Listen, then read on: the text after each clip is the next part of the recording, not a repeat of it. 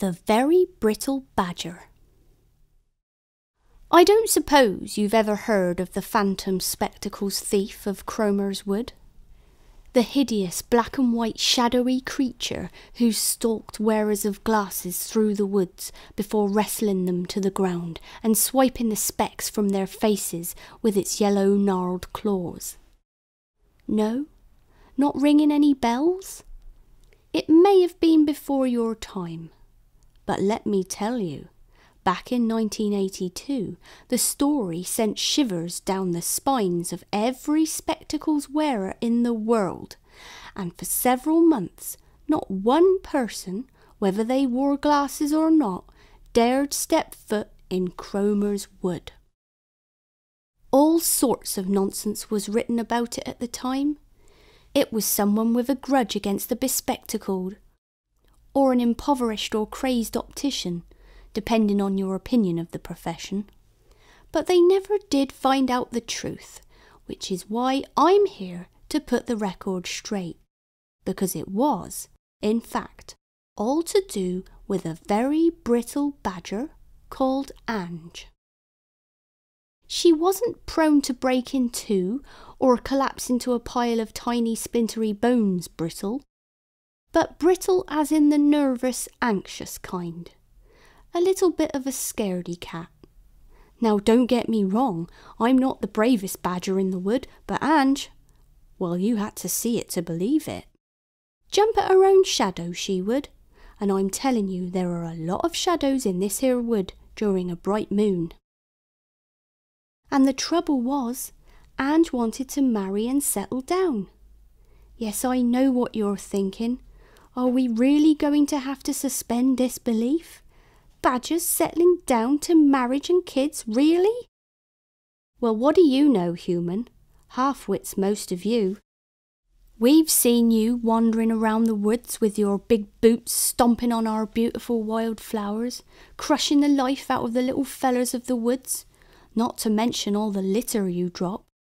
Think no one's watching while you surreptitiously discard that crisp packet or chocolate wrapper? You humans think you know everything and can do everything, but I bet you can't pause your pregnancies like Ange can, like all of us female badgers can.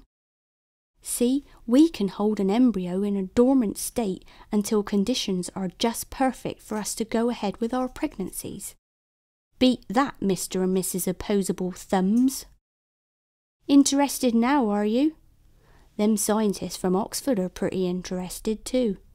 Been researching into how we do it. To be fair, it's not just us.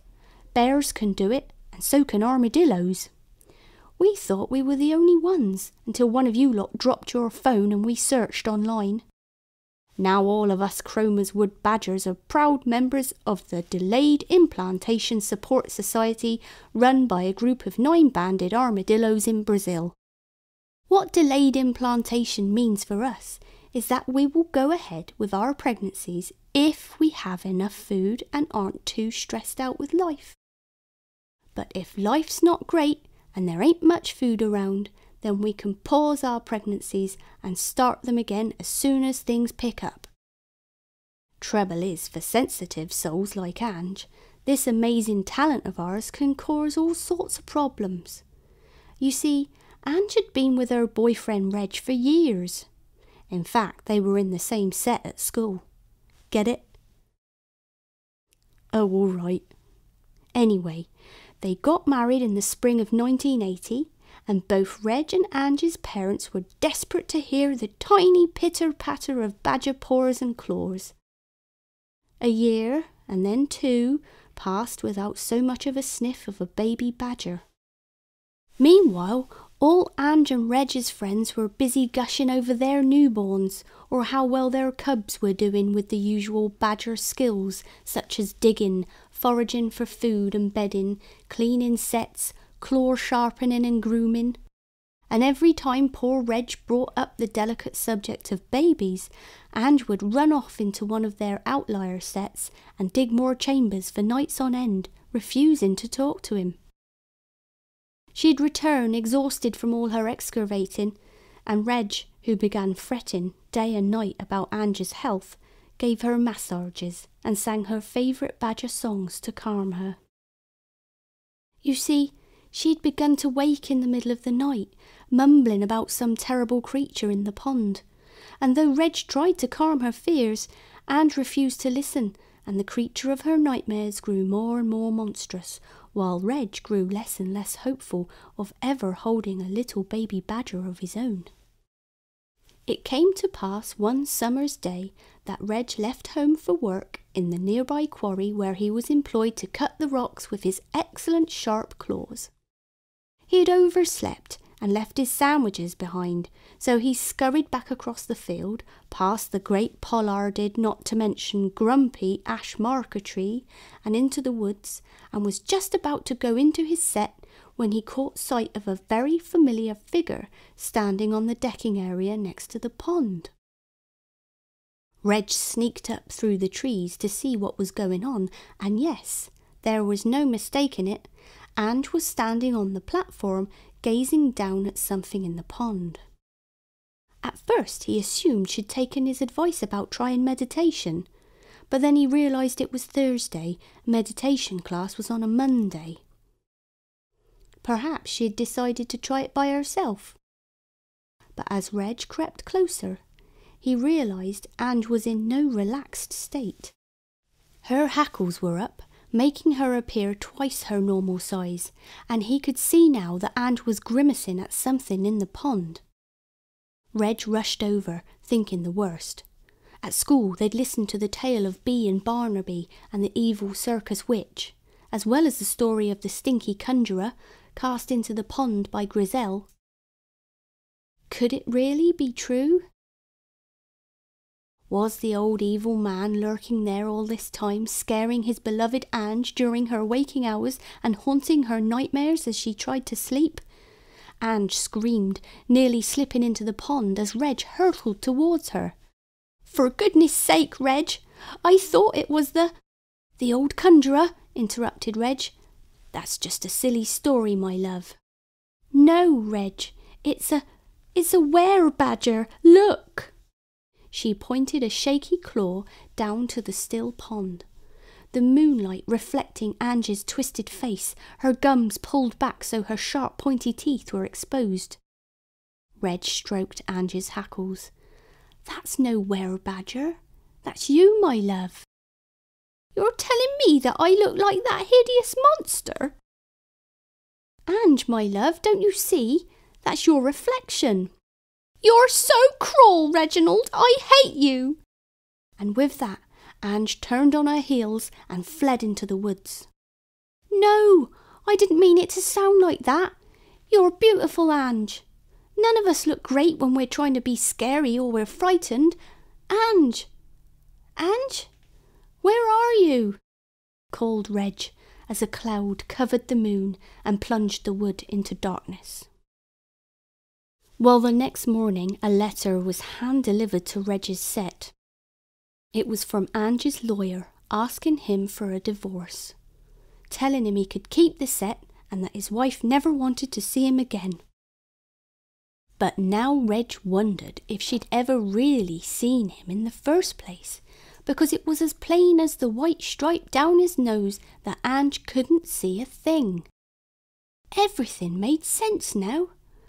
Reg had wondered why she'd agreed to be his girlfriend.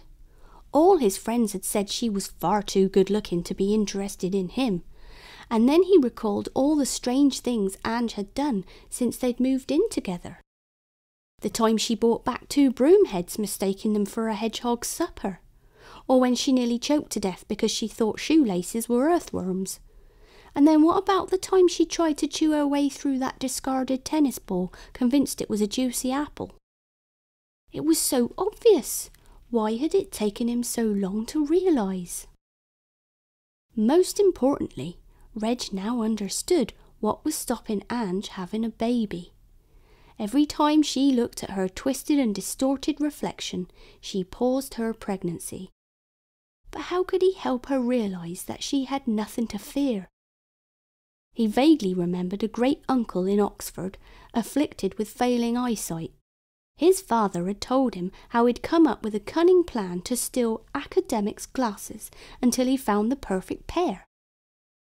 And it suddenly dawned on Reg that he had the same opportunity right here on his doorstep. What was right next to the woods? Only one of the largest science parks in the southeast. And who worked in science parks? Scientists. It was crawling with them. And what did most scientists wear? Glasses. He'd glimpsed many a bespectacled scientist out for a walk in the woods during their lunch breaks, pondering some equation or magic formula, the peace and quiet of the woods helping them come up with a breakthrough. Well, now it was their turn to help the Badgers of Cromer's Wood. They would have to sacrifice their face furniture to save his and Ange's marriage. So Reg hatched his plan.